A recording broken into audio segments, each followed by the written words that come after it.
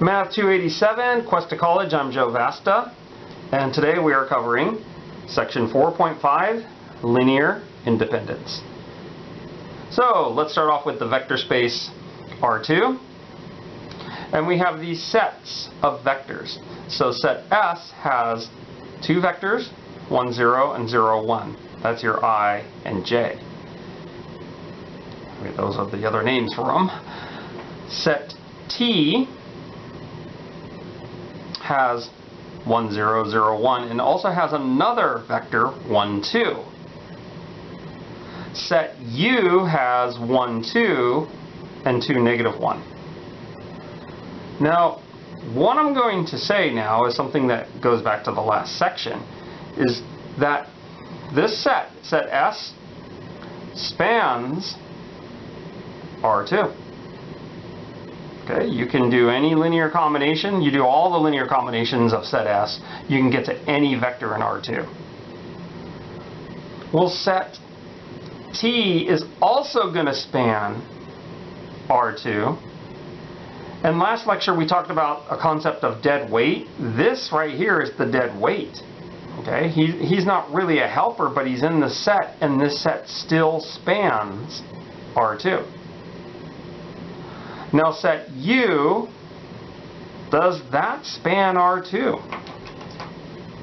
So, does U span, sounds like bad English, does U span R2? Remember the quick way is there are two vectors, so a quick way is to check by putting those in a matrix along the columns, seeing what the determinant is. The determinant happens to be negative 1 minus 4, which is negative 5, which does not equal 0, so the answer is yes. Okay, so a vector space can have different sets that will span it. Okay, and R2 does. This one's the traditional one that we like, but this one also does. It also spans R2. So let me write something down about this, that the span of S equals the span of T equals the span of U, and they all equal R2 when you span them. Okay? So that the span is taking all linear combinations of them. Okay, now what do we not like about set T? We don't like the fact that there's dead weight in there. We can be more efficient like we are in set S, or even set U. There's some efficiency there, because if you take one of those away, there's no way you can do linear combinations of one vector and have it cover everything in R2. So there's more efficiency in set U and set S. In fact, they have special names. S and U are called minimal spanning sets.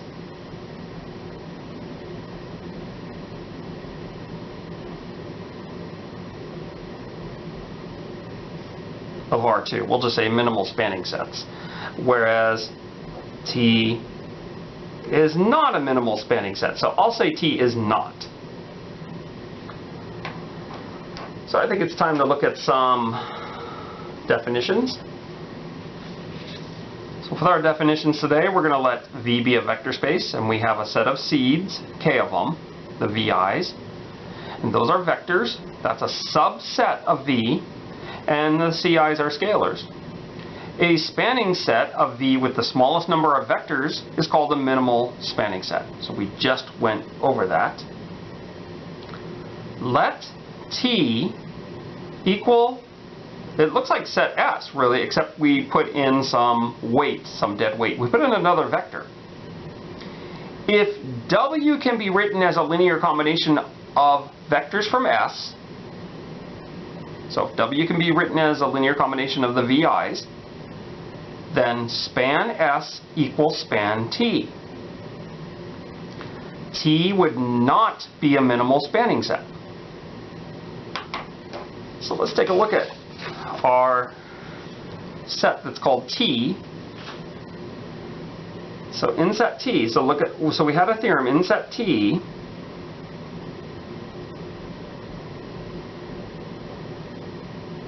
You can take this guy right here, 1, 2, and write him as a linear combination of the other guys. And I'll show you how you do that. How do you do that? You write it as 1, 0 plus 2 times 0, 1. If you want, you can put like a 1 in front of there. So 1 times the first vector plus 2 times the second vector. So that means if you kick out the dead weight, then that does not change the span. Okay, so that's an important thing. If you kick the dead weight out of your set of seeds, the span stays the same. Thus the word dead weight, he's not doing anything to help out. It's kind of like when we had the colors red, yellow, and orange. Orange was kind of the dead weight. Let's go ahead and take a look at some more definitions. We'll take the this section is called linear independence. So we might as well have a definition that describes that. S, that's a set of vectors that refers to this set right here. S equals V1 through Vk. S is linearly independent if the vector equation C1 V1 plus C2 V2 plus yada yada yada plus CK Vk equals the zero vector. That's independent if that has only the trivial solution. That means all the CIs are 0. Now, first, this looks very abstract. And we'll see some examples and you'll get more comfortable with linearly independent. Lots of times we'll just use the word independent and drop off the linearly or linear. Sometimes they say linear independence. Lots of times when you're in the context of linear algebra, you just say independent. If there are also non-trivial solutions, because this is homogeneous, there are non-trivial solutions, then S is called linearly dependent, or I'll just say dependent. So that's a lot to look at. Like if you've never seen this before, you're like, man, maybe it's time to drop the class. But don't drop the class. What we're going to do is we're going to do lots of examples, and by the time we're done with the examples, you'll feel more comfortable with what is this definition, why is it important, and what does this have to do with dead weight. Okay, there is a connection between this and minimal spanning sets.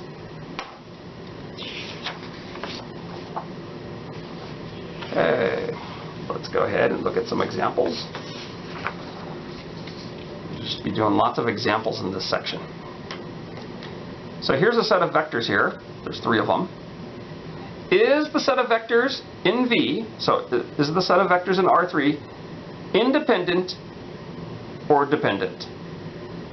Okay, it's a coin flip here, but really we want to do this without flipping our lucky coin. If the set is dependent, then, okay, so there's follow-up questions if you've got a dependent set. Find a dependency relationship.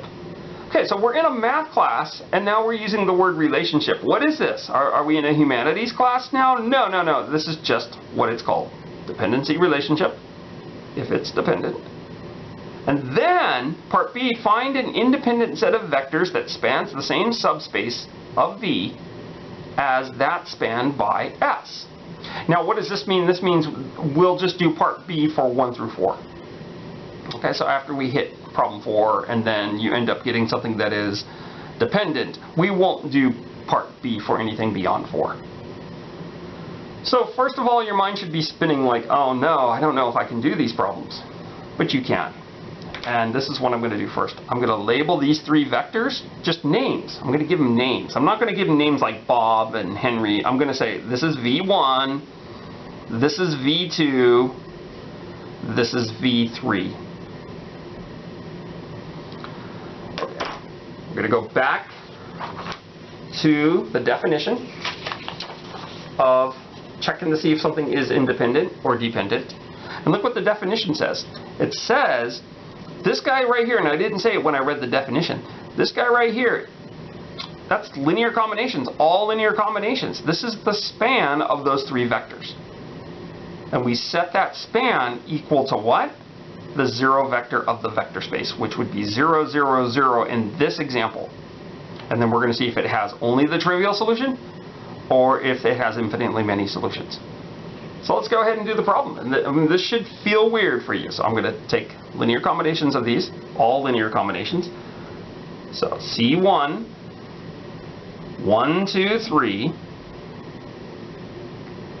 plus C2, 0, 1, 2, plus C3, negative 2, 0, 1, and I'm going to set them equal to the zero vector of the vector space. So 0, 0, 0. Okay, so now when I do that, I actually have three equations. The first equation I can get by reading off the first components of each of these vectors. So the first equation would be like C1, so there's 1C1, and then 0C2, and then negative 2C3, so negative 2C3. This equals 0. And then the next one is 2C1 plus C2, and then plus 0C3, this equals 0. And the last one is 3C1 plus 2C2 plus C3 also equals 0. So what I'm going to do is I'm going to go ahead and put this in an augmented matrix. So look what I have. I have 1, 2, 3. I'm writing the columns out here. 0, 1, 2, negative 2, 0, 1. And we have this right here, 0, 0, 0. Okay, because you're setting it equal to the zero vector of the vector space, this will always turn into a homogeneous linear system. So we'll always have one solution, which would just be the trivial solution, 0, 0, 0, or it might have infinitely many. So how would you find that out? Well, the next part of this problem, and I'm going to be skipping a lot of this in this lecture because I want to focus on the new stuff. The next part of this problem would be doing row operations. So I'm going to do the row operations for you. You won't be so surprised when you see that the first row is still the same thing. The second row I ended up getting 0, 1, 4, 0. And then the last row I got 0, 0, 1, 0. So I put it in row echelon form. And my columns are really C1, C2, C3. So look at this. I have a pivot here, pivot there, pivot there. Everywhere I have a pivot, I can say, well, look, this is bound, bound, bound. Or you didn't need to label those bound. You could just read off the equations. Look at the last equation. C3 is 0. Look at the second equation. C2 plus 4C3, so C2 plus 0 is 0, C2 is 0, and then you can look at this one, that C1 is going to be 0. So you end up getting C1 equals C2 equals C3 equals 0. So you only have the trivial solution.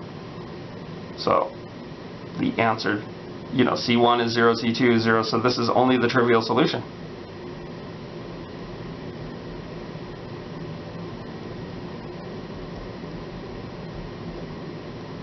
Had you had a free variable, you would have had a parameter, you would have had infinitely many solutions.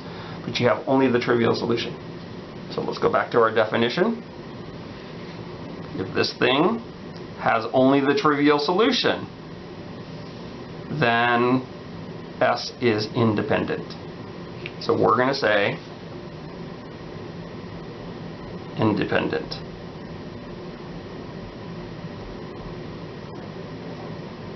Which is it's a little weird, because when they're all bound, which, you know, some people think bound, bound, bound, they're all tied up, then independent. And when you have a free agent, when at least one of them is free, then you're going to say dependent. Now the reason that dependent is it depends on your value of t that you put in there, and that's why it's called dependent. But independent is when they're all bound. And so that completes problem number 1. Oh, we didn't have to do the second part because the second part was a condition. If the set is dependent, well, it was independent, so we're done. So maybe those are the ones you'll like the best. Let's go ahead and do problem number 2.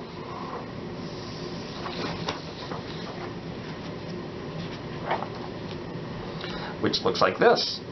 Your vector space is R3, kind of like what we just did, except we have 3 new vectors. So our 3 new vectors, we'll just call them V1, V2, and V3. Okay. Now we labeled the vectors in the last problem, but we never really used those labels. We might use them this time. We'll see what happens. So we're going to check, are these vectors here, are they an independent set or a dependent set? So the very first thing we did, you can look back at the last problem, was we wrote out the span of those. We wrote out all linear combinations. So this is C1, 1, 5, -3. Then the next one is plus C2, -1, 2, -3, plus C3, 5, 4, 3. And this equals the 0 vector of R3, which is 0, 0, 0. This is going to spawn 3 equations and 3 unknowns, just like the last example. Now here's something that we can point out from the last example. We can write this again, and there's nothing wrong with doing that. And if you're confused and you don't know what to do, that's what I would do. But look at this. See this matrix that has 1, 2, 3? That's that first vector. And then 0, 1, 2 was the next one, and then -2, 0, 1 was the next one. And then we had 0, 0, 0. So some of you may find that, oh, I don't want to do this part, I want to skip right, I want to jump right to the augmented matrix. If you do that, make sure you know why you're jumping there. But I guess since I should be a good example, I'm going to write out the 3 equations. So I'm gonna pause the video and then come back having them all written out. C1 minus C2.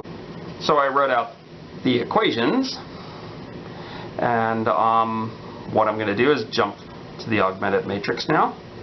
So this is 1, 5, -3, -1, 2, -3, 5, 4, 3. There's the equal sign. 0, 0, 0. Okay, so what I want to do is a bunch of row operations and see what we end up getting. Now I did those row operations for you, so I'm not going to show you all the things I did, but the first row is 1, -1, 5, 0, and then I ended up getting 0, 1, -3, 0, and then the last row was all zeros. There's my equal sign. My variables are C1, C2, C3. So right away you might already know the answer, but we'll continue here. Pivot, pivot, which means we've got bound, bound, free, and that tells you we have a free agent. We have infinitely many solutions because we can set C3 equal to T, and if there are also non-trivial solutions, then S is dependent. So we can finish up by saying, hey, this is dependent.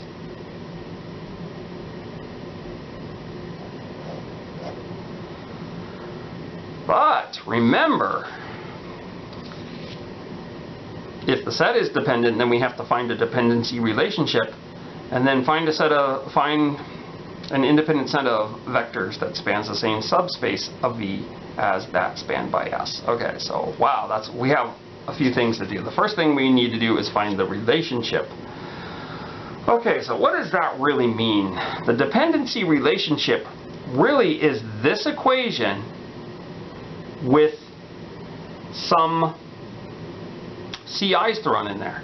That's what the dependency relationship is. So I've never defined that. So what we have to do when we get dependent is we still have to continue on this. So C3 is T. Now looking at the second equation, this gives me C2 minus 3C3 or minus 3T equals 0. So the second row is going to give me C2 equals 3T. The first equation is going to be C1 minus C2 plus 5C3. This gives me 0. So where did that come from? That first row. So C1 is going to be negative 2T. So now what you should do is you should pick a certain value for T. So if you pick, so I'm going to say you pick T. So we'll say maybe T equals 1. So then C3 will be 1, C2 will be 3, and C1 will be negative 2. Okay, so we found a non-trivial solution, which is negative 2, 3, 1. We can even put it up here, negative 2, 3, 1. And so our dependency relationship, so this is our dependency relationship, is going to be me copying this thing with the negative 2, 3, 1. Now because I'm lazy, I mean you can actually verify that this is true. Look, negative 2 minus 3 plus 5 is 0. Negative 10, I'm looking at the middle coordinate, plus 6 plus 4 is 0. 6 minus 9 plus 3 is 0. So I'm just going to write my dependency relationship like this. I'm going to say negative 2, and I already labeled that V1, so look, V1 plus 3 V2 plus 1 V3, so I'll just say plus V3 equals the 0 vector.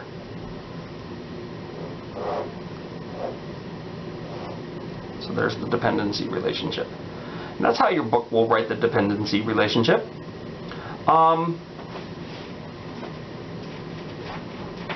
What I'm going to do, when you're doing your homework, we're going to see if you can write some dependency relationships, and I'll post those answers on the even answers.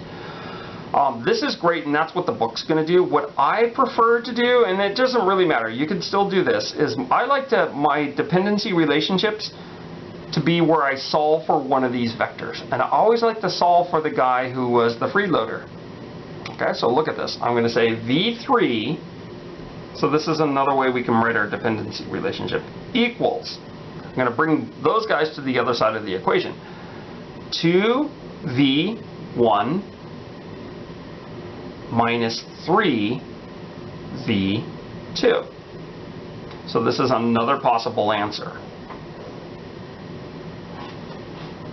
Okay, so we have finished this problem, or have we finished the problem? We still have to finish the problem. We have to do part B, which says find an independent set of vectors that spans the same subspace of V that this guy spans. Okay, so basically what we've done when I solve for V3 is V3 is kind of like the orange in our analogy, where V1 is red and V2 is yellow. I'm just saying you can get this guy by doing 2 parts of red minus 3 parts of yellow, if that makes sense. So we can always get to that guy. So the deal is V3, he's associated with the free variable, is the dead weight. Which means if you kicked him out, you would get an efficient set of vectors that would span the same subspace that this bigger set spans. And so here's part A, find the dependency relationship. Part B says find an independent set of vectors that spans the same subspace that this guy spans. That independent set of vectors would be the non-dead weight, which would be V1 and V2.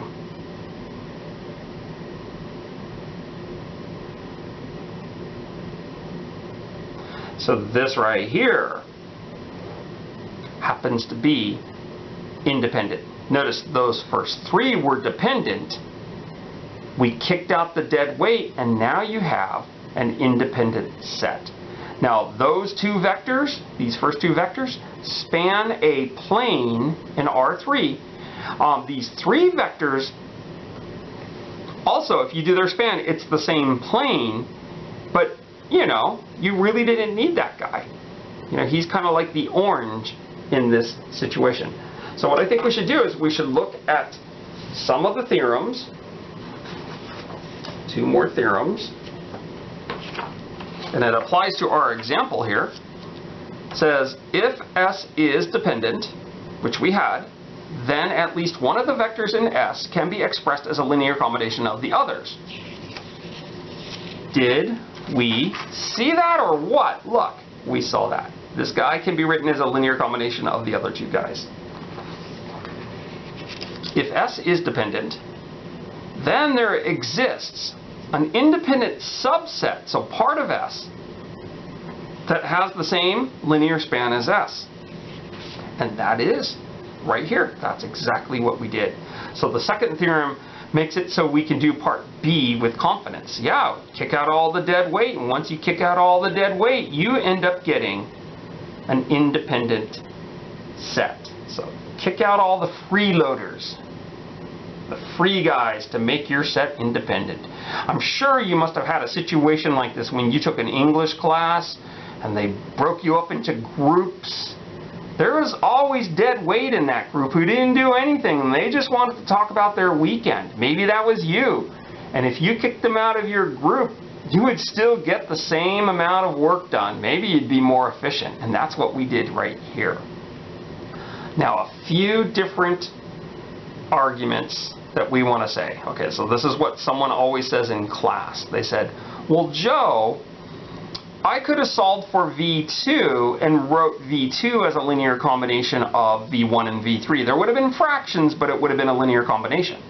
And then they would have continued to argue, well, couldn't we label V2 as dead weight and V1 and V3 pick up the work? And the answer is yes. In fact, you could have kicked out any one of these 3 vectors and you would have got a correct answer. The problem with going willy-nilly or saying eeny, meeny, miny, mo and just doing that and randomly kicking out one guy is that there are going to be times when there may be more than one dependency relationship, or there may be times where one of the guys is already a fixed value, like C3 might absolutely have to be something, and when you kick out just something randomly, you might end up kicking out some information. So that's not very clear on this example. It wouldn't happen on this example, but on another one that might happen, and we'll see something like that.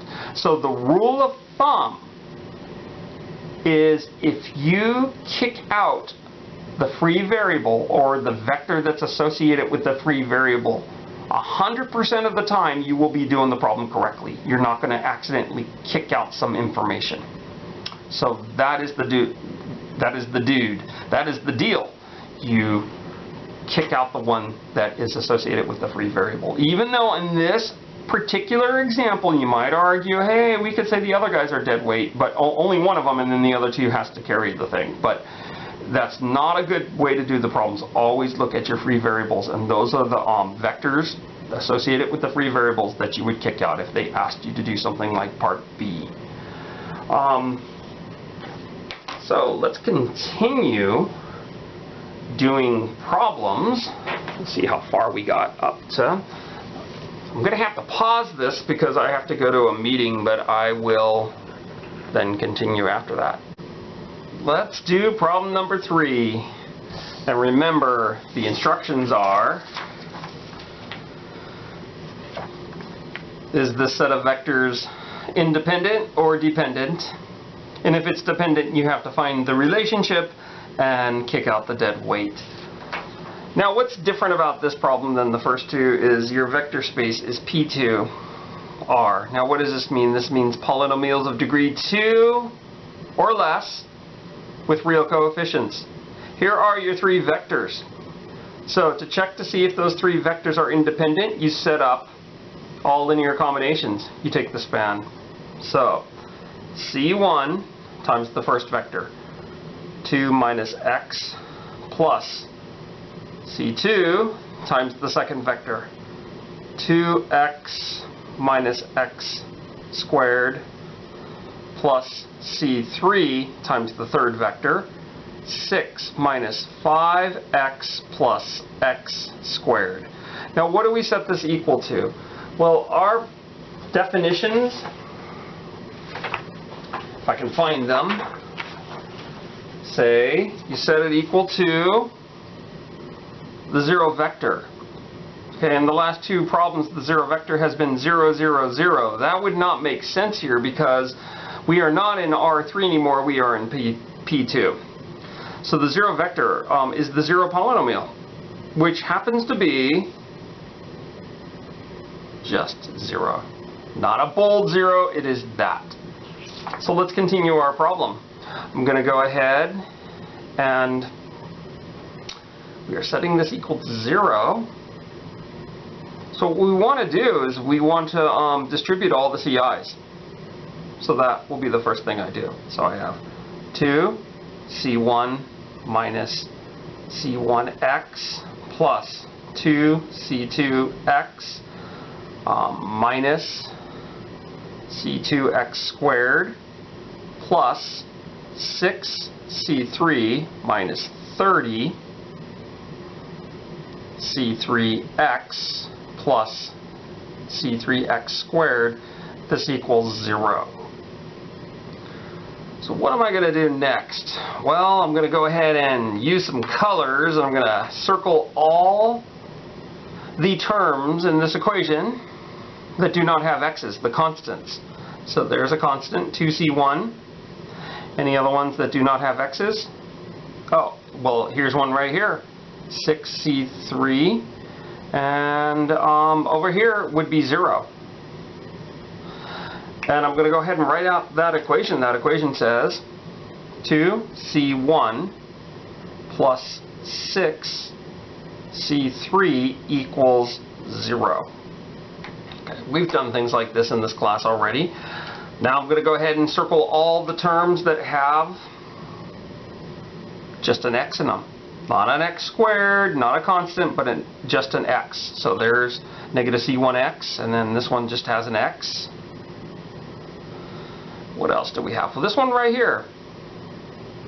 Now on the other side there is something that has an x, and it would be plus 0x. So let's go ahead and circle that. And I set the coefficients equal in an equation. So look at this, negative c1 plus 2c2 And then we go over here minus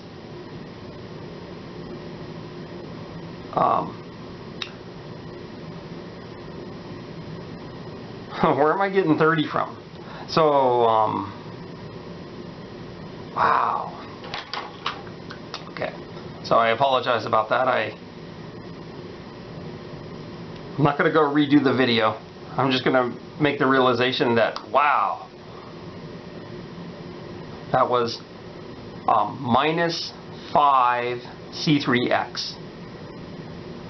That's what happens when you go to a math meeting. So remember, I paused the video so I can go to a math meeting. My brain is not working as good because I had to sit through that math meeting.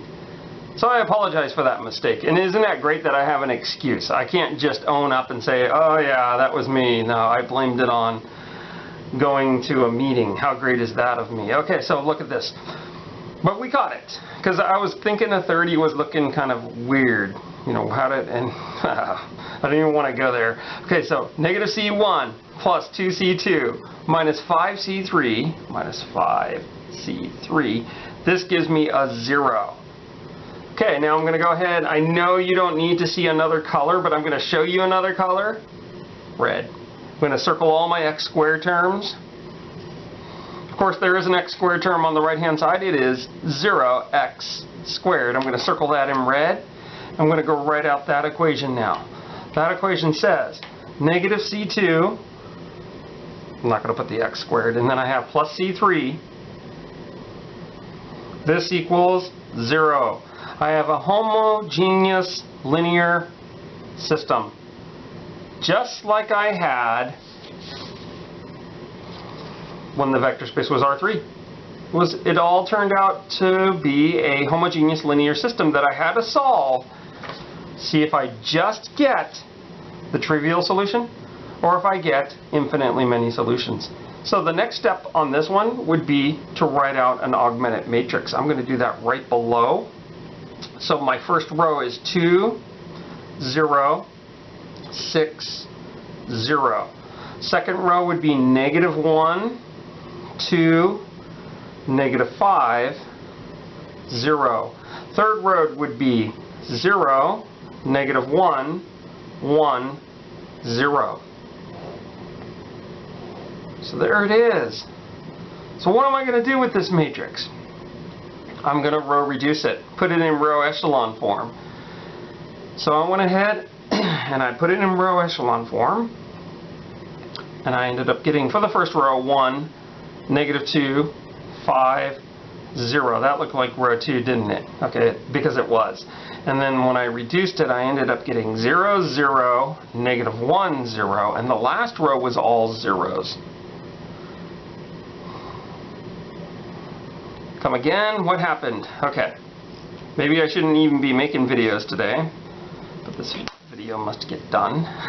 This was, I'm sorry about that. So this is, when I did this, I got, for the second row, 0, 1, negative 1, 0.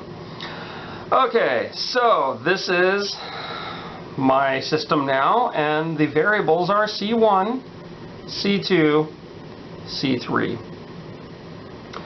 And so when you look at your pivots, you have a pivot here and you have a pivot here. So it looks like it's going to be bound, bound, free. You have a free agent, therefore we know the answer to the first question. The first question was saying, is it independent or dependent? And the answer is, because we have infinitely many solutions, it's going to be dependent. What's dependent? This set. Those are dependent vectors. What does dependent mean? Dependent means, well, it means there's infinitely many solutions to this equation when you set the linear span equal to 0 vector. But it also means that within your vectors up there, you have at least one piece of dead weight. Well, who is the piece of dead weight in this example? Well, remember what I said. You find out which one is the freeloader or the free variable, which was C3. And the piece of dead weight is this guy right here. So, you know, for part B of the follow-up question, we're going to cross that guy out, and then those guys are independent without that guy. Okay, But before we do that, they also want a relationship, a dependency relationship, so we must solve this a little more. C3 is free, therefore C3 is a parameter, T. It all rhymes, free, T. We can sing a little song, but we don't want to. C2 from the second equation is what? It is C2 minus C3 is 0. C2 minus T is 0. C2 equals T. The first equation gives us C1 minus 2T plus 5T equals 0. So C1 is negative 3T. Then you go ahead and you pick your favorite value of T. Why don't we let T equal 1? I end up getting C3 is 1, C2 is 1, C1 is negative 3. So that would mean that if you put a negative 3 here for C1, and a 1 here for C2, and a 1 here for C3, you would end up getting an equation excuse me, that is true.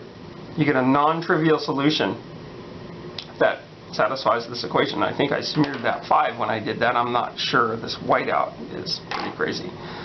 So now I can go ahead and write up my dependency relationship. And what I'm going to do, also I'm going to do what I did with the other problems. I'm going to call this first vector V1, and then this one is V2, and then this one over here is V3. Now I'm doing that out of laziness because now I can go negative 3 V1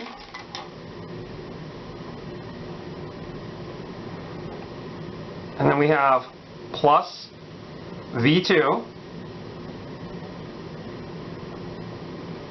plus 1 V3 equals the 0 vector, which in this case is just 0.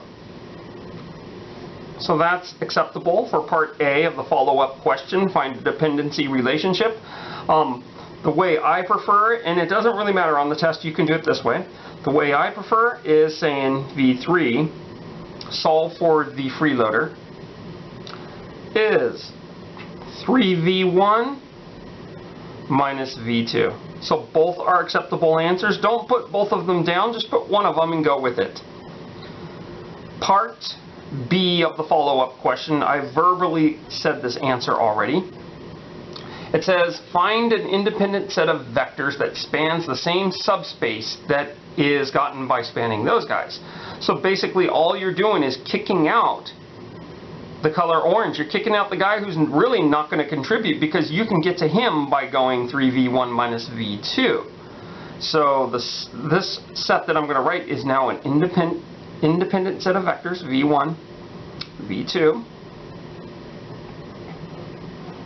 that if you take the span of that set, it's the same as the span of S.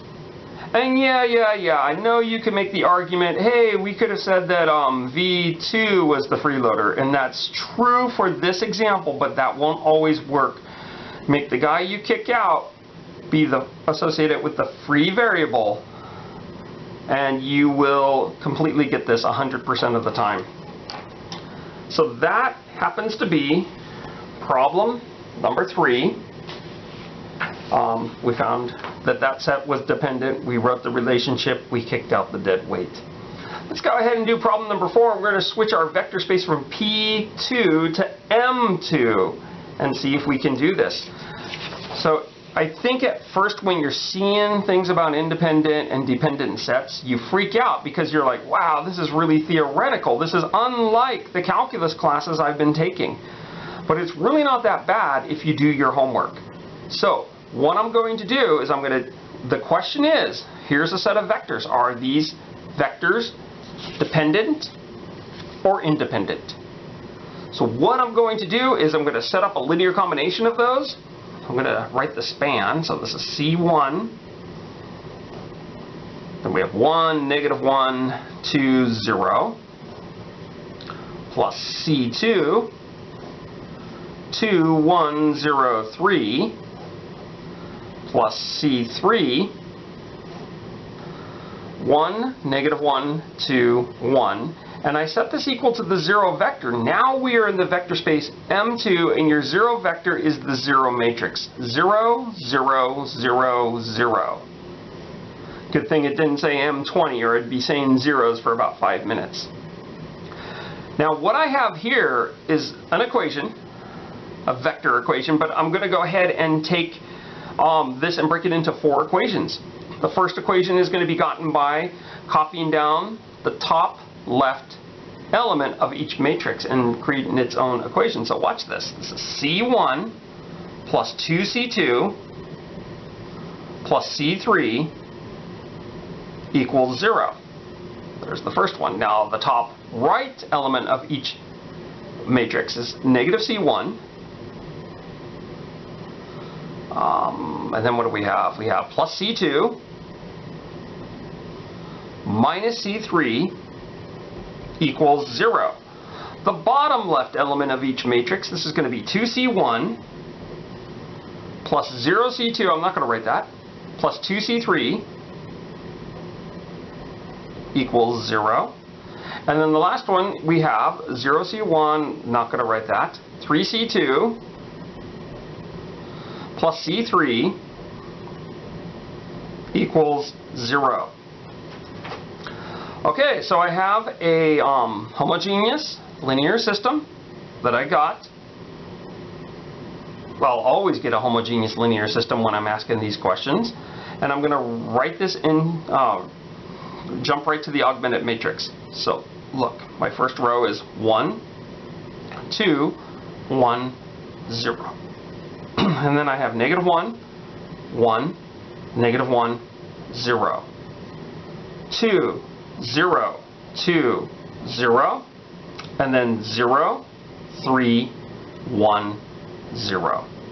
Now before we do row operations, or I show you what I got, I want to point out, look at these 3 matrices, these 3 vectors. The first vector is written where? On the first column. 1, negative 1, 2, 0 is right there. And then this one's 2, 1, 0, 3. And then this one right here is 1, negative 1, 2, 1.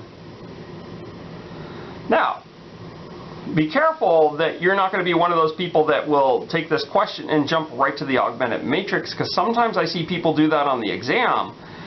And then they do some row operations and they get completely confused in terms of what they're supposed to do. So it's good practice to write this out and write out the equations and write out your augmented matrix. The more you do that, the more this stuff is going to stick. Now, of course, in the last problem, I didn't point out the same thing, but look, this last problem, this right here where it says 2 and negative 1 and 0, this is 2 minus x plus 0x squared. That's your first one. And then this one is 0 plus 2x minus x squared. That's your second one. And the third one is 6 minus 5x plus x squared. So it's almost like your rows in this particular problem. The first one represents 1, the second one represents x, and the third one represents x squared. And those are your 3 vectors. But once again, we wouldn't want to encourage you to get a problem like this and then go right from here to the augmented matrix, because I've seen so many people get burnt when they do that. They get confused on the exam. So write it all out. The more you write out during your homework, the more this stuff is going to stick in your head. And even though it seems like we're in theoretical land and we're in la-la land and we don't know, we're not doing anything useful to the real world, this stuff applies completely to differential equations and other things, computer science applications. And the more you learn now in this class, the better off you're going to be when you have to use it in another class. Okay, so we're not done yet with this example. The thing was pointing out, like when you see these columns, they kind of represent this. But also the big thing to point out is, write out some work, because too many times I see people skipping to a matrix and then not knowing what to do from there. Maybe knowing how to row reduce it, but then after that they're just completely confused. So I'm going to go ahead and put this matrix in row echelon form, and first row is just going to be what you think it's going to be. Second row was 0, 1, 0, 0, and then the third row was 0, 0, 1, 0. Fourth row is all zeros. Remember, your variables are C1, C2, C3. Let's look at your pivots. We have a leading one there, a leading one there, and a leading one there. What does that tell you? That tells you bound, bound, bound. If you went ahead and wrote out the equations, you would get C3 is 0 from the third row.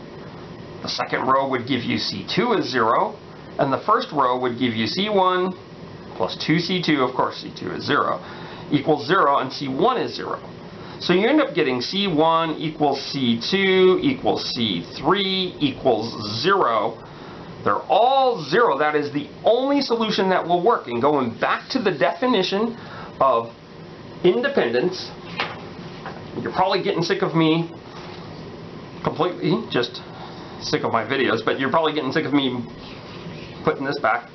That says independent if that equation that we have right there has only the trivial solution, and that's exactly what we have right there. So are we going to write a dependency relationship? No, this thing is independent. We'll shorten that, which means we're done. Which also means, yeah, I thought we were done, but we're not. I have one more thing to say. It also means there's no dead weight within these three vectors. They're all contributors, and if you kicked one out, you'd be losing some information. So let's move on and do similar problems, and we're going to find some neat things with the next few problems we do. So the next problem, number 5, your vector space is R3. Here's your three vectors. I mean, we can call this V1, V2, V3. And so they're asking, is this dependent or independent? Okay, now some of you may be able to actually come up with the answer without doing the work I'm going to show you. The work I'm going to show you is you write up linear combinations of those three vectors. C1, 1, 2, 3, plus C2, 2, 1, 5, plus C3, 0, 0, 0, this equals the 0 vector.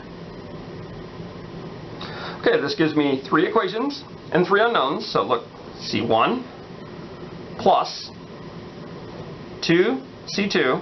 I'm actually going to write out the 0 C3 here. That equals 0. That's the first component. The second one's going to be 2 C1 plus C2 plus 0 C3. This is 0. And of course the third one, we'll look at the third component here. 3 C1 plus 5 C2 plus 0 C3. This gives me 0. I'm going to jump right to the augmented matrix from there. So 1, 2, 0, 0. 2, 1, 0, 0. 3, 5, 0, 0. So the next thing I'm going to do is I'm going to go ahead and reduce this matrix. When I reduce this matrix, I'll put it below because it didn't look like I left a lot of room there. I reduced it for you guys. Hopefully I'm not going to get any emails back saying, Joe, you reduced half of them incorrectly, because then I'm going to have to just ignore those emails. That's what I'll do. Okay, so when I did some row operations on this, I ended up getting that right there. Remember your variables here, C1, C2, C3. There's a leading 1, there's a leading 1, and C3 does not have a leading 1, but it never would have. There was no chance for it because that was the 0 vector. So we have bound, bound, free. And that will tell you, because it says free, that this thing is dependent. Yeah, I'm getting lazy now. DEP, period. So C3 is t. C2 is, oh, look at that equation. It says C2 equals 0. Oh, that's a bummer. And, or is it a bummer? I don't know if we should become emotionally attached to this math problem.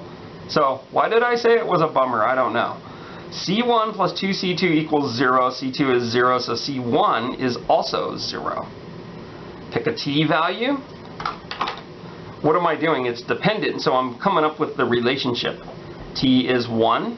So C3 is 1, C2 is 0, and C1 is 0. I just picked the t value. And look what I have. I have 0 there, 0 there, 1 there. So basically, my dependency relationship can be written as, well, you don't have to put the 0 ones there if you don't want to, but you could. So you could write it like this. You could say 0 v1 plus 0 v2 plus v3 equals the 0 vector. Now you don't want to just put 0 there because we're not in the vector space of polynomials. So you can either put the 0 vector with the little thing above the 0, or you can put 0, 0, 0. Some people would prefer to write this dependency relationship like this. V3 equals just 0. Or you can say V3 equals 0v1 plus 0v2. We'll just stick with that. And who is the dead weight? Well, the freeloader was C3, who lives with V3, and so V3 is the dead weight. So part A, there's your dependency relationship. Part B, where you're going to throw away 0, 0, 0, and you're just going to have V1, V2. I know you're always thinking, hey, it's always V1, V2 on that follow-up question. Oh, wait a minute. Didn't I say at the beginning where's the directions? That we were just going to do this part B for 1 through 4. So I shouldn't have done that. Okay, but in any case, that would be the answer for that. So it almost seems as if you can think about this, that if you had a set of vectors or a set of seeds, and one of those seeds was the 0 vector, you would get no contribution from this 0 vector. It's like you've got red paint and yellow paint, and then you've got like the empty set paint, or you got something that is not going to help mix the other colors together. So there should be some sort of theorem, and maybe next time, or if you're doing your homework or the testing, you get the 0 vector, you don't have to do all this jazz. You could just say, well, if it has the 0 vector, it's going to be dependent, and that 0 vector is the dead weight. So here's a theorem right here. If S contains the 0 vector, then S is dependent. Okay, so there it is. And so that theorem, had we known that theorem, we could have just said, oh, it contains the 0 vector, and then we could have ended it. And we could have also said V3 equals 0 is the dependency relationship. You can actually write this as a linear combination of V1 and V2. You can say V3 is 0 times that plus 0 times that. So you really don't need that guy. And that takes care of the problem where you have a 0 vector within your set of seeds. That's a bad thing in terms of dead weight. Now this one right here. Independent or dependent. So the deal is, we could go ahead and write out the linear combination of those 3 vectors and set it equal to the 0 vector, 0, 0, 0, and then write out the equations and write out the augmented matrix. That will completely get us the answer. But the dependency relationship, you could say, wait a minute, I noticed something about 2 of these vectors. So let's call this one vector 1, vector 2, and vector 3. You might have noticed that vector 3 is a multiple of vector 1. And so you might go, oh, well, look at this. If you have vector 3, it actually equals 2 times vector 1. Or you could say like vector 3 is 2v1 plus 0 v2. So right off the bat, when you see scalar multiples of vectors, you can write one of them as a linear combination of the other one plus, plus the other vector that's in the set by putting a 0 there. So the bottom line is, when you see scalar multiples, the game is over. Sure, you're going to write your dependency relationship. So this is your dependency relationship. But you're going to say, hey, guess what? These vectors are dependent. And be done with it.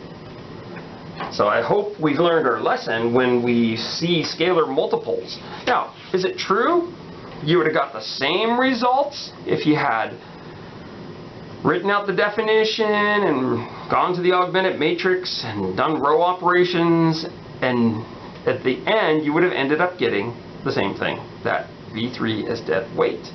You can verify that for yourself if you want, but this actually reminds me of a theorem, and this is the last theorem on this piece of paper that says if S contains proportional vectors, that's what we had, then S is dependent. Now the converse of that theorem is not true. Let me just write that on this theorem sheet. Converse is not true. So if you've taken a logic class, you know what I'm talking about. The converse says this: if S is dependent, then it contains proportional vectors. Well, that wasn't true because, let's see if I can, because I have all these pieces of paper. Look at this. If S is dependent, so on this one, S is dependent. On problem 2, we've already done this. But do you see proportional vectors? No, you don't. In fact, one of them had to be written as a linear combination of the other two, not just as another one. So just because you get a problem and it may not have proportional vectors, that doesn't tell you anything. It means that you have to do the problem. But when you do get, so that's the converse. It's not true, and I'll say C number 2. See problem number 2, let me clarify that. Don't just go look for number 2 to verify that. But when you see proportional vectors, you might as well just end the game, just like if you see the 0 vector. And look, we did that right there. There were proportional vectors. And we were saying, hey, look at this. We can write that like that. Okay. Let's go ahead and continue doing some of these problems. Problem number 7. Now, problem number 7 has 2 vectors, and they're asking if those 2 vectors are independent or dependent. So I'll call this one V1 and V2, and what we have is, let's go ahead and go back to the definition on this one. C1, 1, 2, 3, plus C2, -1, 0, 1, and we're going to set it equal to the 0 vector. Okay, this is going to give me 3 equations and 2 unknowns. C1 minus C2 equals 0 is the first component. And then we have 2C1 equals 0. That's the second component. And the third component is 3C1 plus C2 equals 0. The augmented matrix, we probably don't need an augmented matrix at this point, because you're going to see that C1 is 0. And that will force, in both of these equations, that will force C2 to be 0. So we already know the end game. But if you wanted to do the augmented matrix because you're like a math nerd and you're like, oh, I like numbers, then this is what you would do. You would, here's the augmented matrix. You would row reduce it. I'll do those row reductions for you here. I ended up getting this. No, I didn't get that. I just carry this stuff around everywhere I go now. Like I'm at the store or at the bank, I'll just take this out and I go, whoops, I didn't mean to say that, and I'll put it over my lips. So actually I put it over my mask that I'm wearing, I guess. Okay, so we have that. There, 0, 0, 0.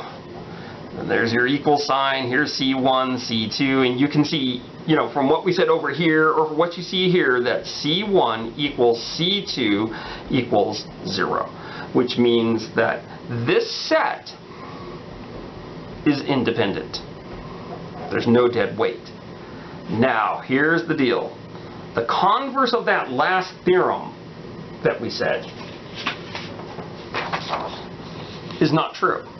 Okay? The converse was not true. Let me move this down a little like this. Okay, so there's the last theorem. But, okay, so here's the special case. When your set of seeds, when your set of vectors, when there's only 2 of them, then you can check to see if they are proportional to each other. Because when there's only 2 of them, if it's dependent, then one being written as a linear combination of the other is just one being a scalar multiple of the other. So yes, the converse is not true when there are 3 or more vectors. But when there's 2 vectors, we have another theorem. And this is the one I'm going to show you now. It's this one right here, and I'll just cover up my work here. It says, let S contain exactly 2 vectors. If those vectors are not proportional, then S is independent. Okay. Now, if you forgot some of these theorems, you could always do the linear combination, set it equal to the 0 vector, and get the same results if you do everything correctly. But these theorems do speed up the process. So with 2 vectors, you can see almost instantly, you can just check to see if they're scalar multiples. If they are dependent, if they are not, like they are not scalar multiples here, we could jump right to independent. Now with 3 or more, then you have to do the long work if you have 3 or more vectors where you don't see any scalar multiples. Let's go ahead and do problem number 8. Problem number 8. And what are we asking to do in our problems? Independent or dependent, and come up with dependency relationship. So, whoa, how many vectors do we have? We just have 1 vector. So let's go to the definition and write out all linear combinations of that set of vectors. Well, linear combinations, when it's just 1 vector, looks just like that. And what am I supposed to set that equal to? The 0 vector of the vector space we're considering, which is R3. So you could say, hey, how many solutions does this have? How many different values of C1 make this work? Well, there's only one value. If you think about it, it is C1 equals 0. Which then gives you only one solution to this, which makes this set independent. Now, can you write out 3 equations? Yeah. The 3 equations would say 1C1 equals 0, 2C1 equals 0, 3C1 equals 0. Guess what? C1's going to equal 0. Can you throw that into an augmented matrix? You'd be wasting your time, but it would still work out to be independent. So it almost seems as if we have 1 vector. The answer will be independent. Okay, because it just kind of makes sense. C1 times that 1 vector equals the 0 vector. There's only one value of C1 that you can have, and that is C1 equals 0. Boom, independent. But wait, look at this one right here. Now you're in R3 and your set contains the 0 vector. Wow, let's go to the definition and see what happens. Constant times that vector equals the 0 vector. So the question is, how many values of C will make this true? Well, infinitely many values of C. C can be any real number. So C, this we could just say can be any number, which means there's infinitely many solutions, which means that set there is dependent. So on the last problem, when you had one vector, it was independent, but on this problem you have one vector, it's dependent. The difference is this one vector is the 0 vector.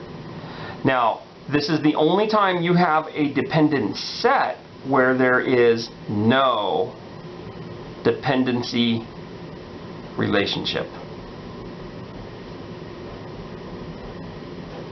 And so that is what it is. Let's go ahead and look at the next theorem here, which is this. I'll make sure the camera is on. Let S contain exactly one vector. If that vector is non-zero, like it was in problem 8, then S is independent. If that vector is the 0 vector, then S is dependent. So that's what that theorem says. Might as well take a look at the next theorem. Let S contain k vectors, and you're in Rn, and you set up this matrix A by putting these k vectors as the columns. If k is greater than n, then S is dependent. Basically what they're saying is, like if you're talking R7 and you've got 8 vectors, then those 8 vectors are dependent in R7. Why? Because you have some dead weight. Okay? If you had 7 vectors in R7 and they were all efficient, that's all you would need. So they're just saying if you've got, like R3 and you have 5 vectors, then those 5 vectors are dependent. If the number of vectors equals that dimension, then S is dependent if and only if the determinant of this matrix is 0. Now, this theorem is one that we can kind of put off to the side of the road. It's true, but when you do your problems, you want to do the problems like I've been doing the problems.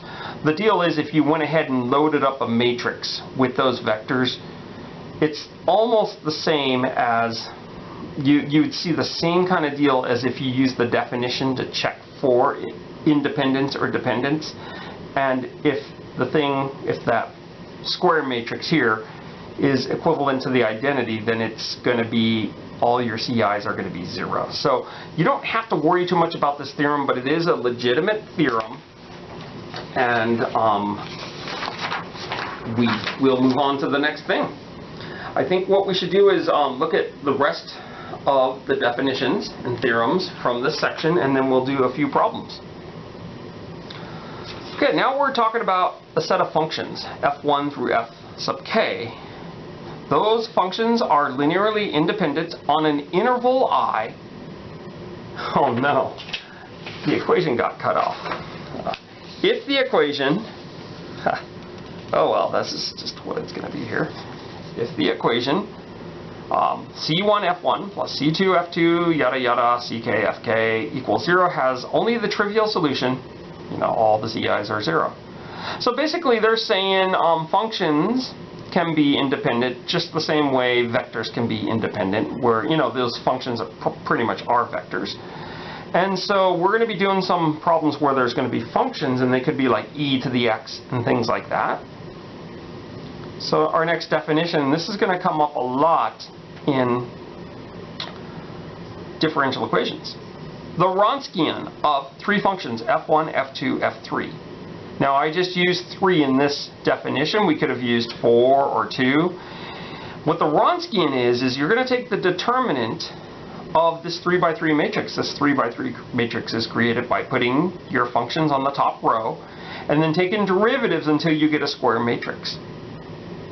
Now here's the theorem. If the Wronskian does not equal 0 for some point in the interval, then your functions f1, f2, f3 are independent. If the Wronskian equals 0 for all points in the interval, then the Wronskian is inconclusive, which is really bad. That's a bad day when it equals 0, because then you've done all that work for nothing. So I know it just seems like we switched gears into something completely different. Let's go ahead and do some Wronskian calculations And you'll see that it's not really bad. Okay. So here it is. Find the Wronskian. And then we're supposed to choose A, B, or C. The Wronskian shows linear dependence, so it shows linear independence, gives no information. And by the way, I'm going to fold this piece of paper here. Here was the theorem. You know, when the Wronskian does not equal 0, independent, with the Wronskian equals 0, inconclusive. So one of these is bogus. It will never happen. And which one is that? That is, the Wronskian will never show dependence. So that will never happen, but if I write that on the test, make sure you don't fall for that one. Okay? It just says the Wronskian, this theorem says the Wronskian will either show they're independent or it will be inconclusive. So now our vectors look weird. They look like just continuous functions on this interval. The interval now being negative infinity to infinity. And when we do differential equations and solve differential equations, the solutions will be vectors that might live on an interval from negative infinity to infinity. So let's go ahead and do problem number 10. Figure out what the Wronskian is. The Wronskian. Okay, so how do I figure out the Wronskian? I put these two functions on the top row.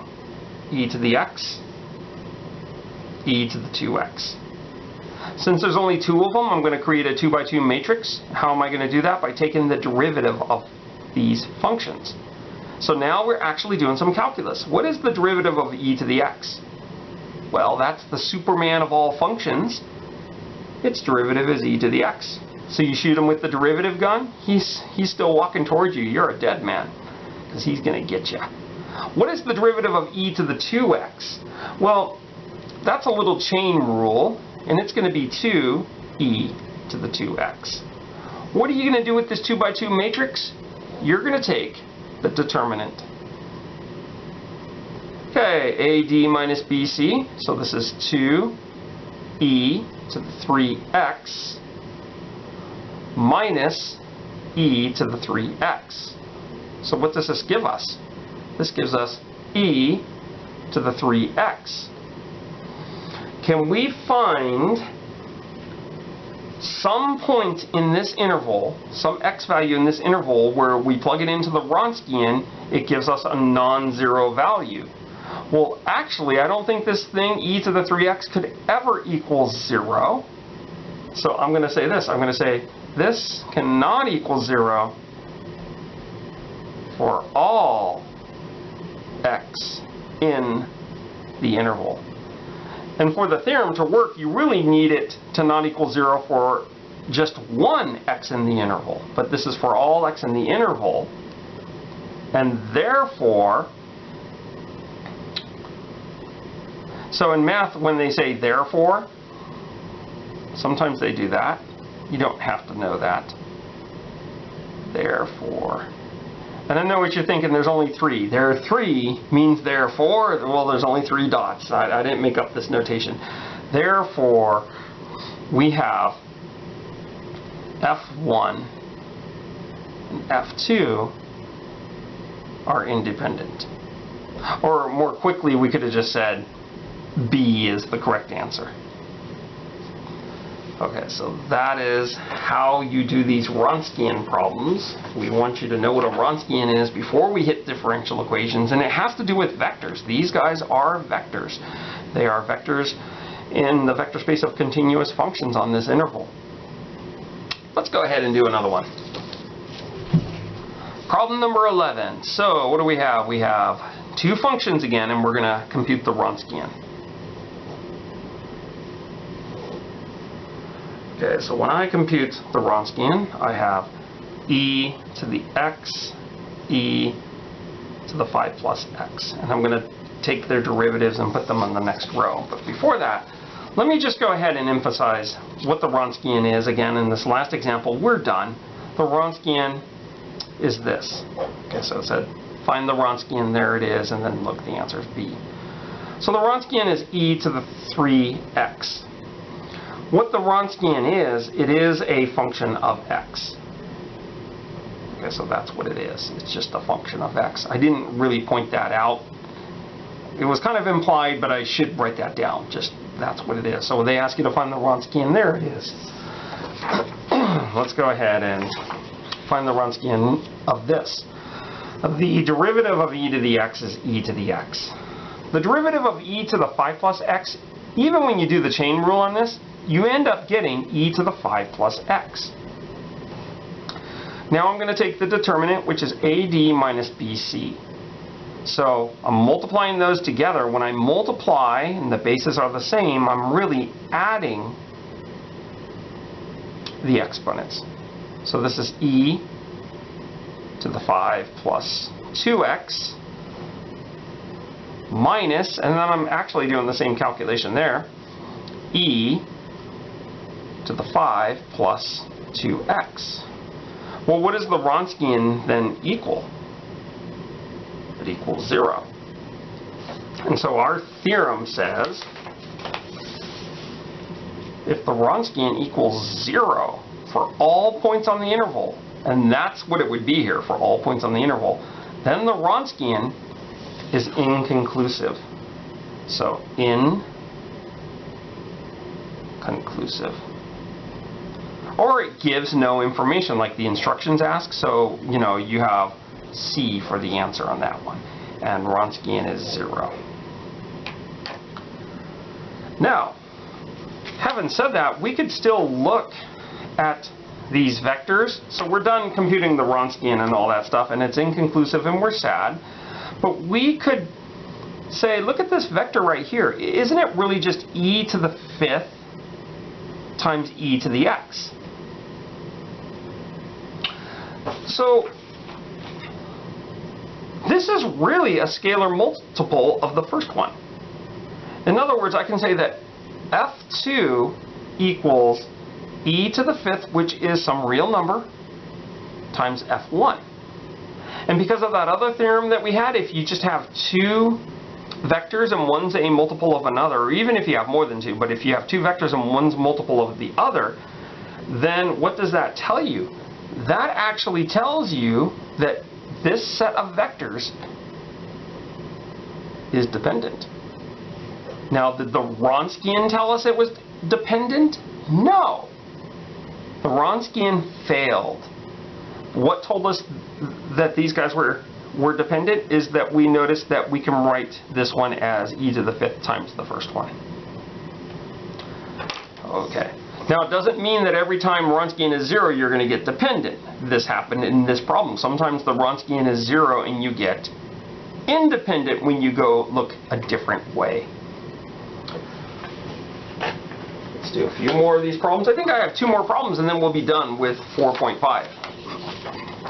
So look at this one right here. This one says f1, f2, f3. We're going to try to find what the Wronskian is over the interval -infinity to infinity. Set up a 3 by 3 matrix because there are 3 functions there. This is x squared plus 1. The next one is x squared minus 1. And the last one is 2x plus 5. Okay, let's take some derivatives. The derivative of the first one here is 2x. And then the derivative of that is 2. I stop right there because I want 3 by 3. The derivative of x squared minus 1 is 2x. And then we take the derivative of that, which is 2. And then the derivative of 2x plus 5 is 2. And the derivative of 2 is 0. So now we're doing a determinant. Determine the determinant. And so how am I going to do that? Well, there's lots of ways. I probably want to travel on the row or column that contains that 0. So that's how I'm going to do it. This 2 is in the positive position. And what am I going to do? I'm going to do the minor, which is AD minus BC. So here I'm looking at that 2 by 2 matrix that I'm pointing to right there. So this is AD, 2x squared minus 2 minus BC, which will be minus 4x squared minus 10x. Okay, now I'm right here on this one. This is in the negative position. And then I'm going to go ahead and find the minor of 2. So I'm looking at these 4 entries. X squared plus 1, 2x, 2x plus 5, and 2. So I'm going to go AD, which is 2x squared plus 2. So that's that times that. Minus BC. So minus 4x squared minus 10x. So let's go ahead and, I don't know, distribute the 2's and the negative 2's. So I have 4x squared minus 4. I was going to simplify in there, but oh well. Tomato, tomato. It's all going to end up in the sandwich. So we have minus 8x squared minus 20x. And we have minus 4x squared minus 4 plus 8x squared plus 20x. Okay, now let's take a look at my x squareds. A negative 8x squared, a positive 8x squared, a negative 4x squared, a positive 4x squared. My x's, look at this. Those are gone. And I end up getting, for the Wronskian is negative 8. So it doesn't matter what I plug in, what x value I plug into the Wronskian, it's always going to give me negative 8. Now, negative 8 does not equal 0 for all x in the interval. There's not one x you can think of that you can plug into this, because this is w of x. Not one value you can think of that will give you a 0. So they're always going to be negative 8 for all x in the interval I. Therefore, f1, f2, and f3 are independent. Which then would say the answer is B. B being shows linear independence. Okay, our very last problem is this one right here. Problem number 13. Lucky number 13. And when we finish this, we'll be done with 4.5. We are finding the Wronskian of these two functions. Now look at these two functions. They're piecewise defined. Wow. Let's find the Wronskian. So how would I write this into this Wronskian? I mean, what am I going to put right here? Well, I'll tell you what I would put. I would put an F1 there. And then over here, F2. I know you're thinking that's kind of cheating. And then this one is F1 prime and F2 prime. You know it's time to get out of a math class when you have subscripts and superscripts. Then, you know, it's crazy.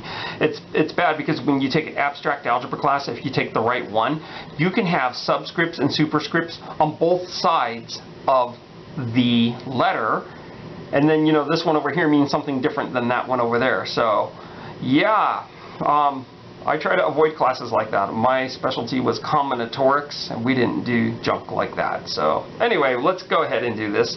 This is going to be F1 F2 prime minus let's just say F1 prime F2. Okay, maybe I should put the F2 first because AD minus BC. So this is AD minus CB. And so what do we have here? Look what we have. F1 times F2 prime. Well, what is F2 prime? It's the derivative of each of these pieces. The derivative of 0 is 0, and the derivative of x cubed is 3x squared. And they're going to keep the same branches there. So when you go F1, which is this guy right here, times F2, you multiply corresponding branches together, and look what you end up getting. X cubed times 0, which is 0, and 0 times 3x squared, which is 0. and then yada, yada, yada. So this is just going to give you 0. This guy right here will give you 0.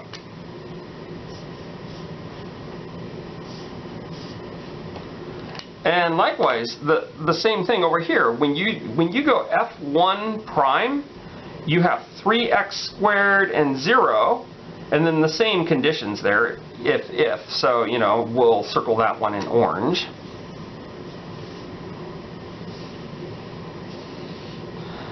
And so this is going to be minus, you know, like 3x squared times 0 is 0, and 0 times x cubed is 0. So look what you have. Look at 0, 0, and the other stuff. Really, basically, you have 0 minus 0, which gives you 0. And that's like, you know, I mean, we'll go like this. F of x equals, W of x equals 0. And so any x value that you pick from this interval, you plug in here, it's going to give you 0. Now remember what the theorem says. If W equals 0 for all points in the interval, then it's inconclusive. And so what is this one? This one is inconclusive. The Wronskian is 0. You're done. Now, if you really wanted to know if these guys are independent or dependent, let's just take a look at this. Why don't we look at the graph of f1?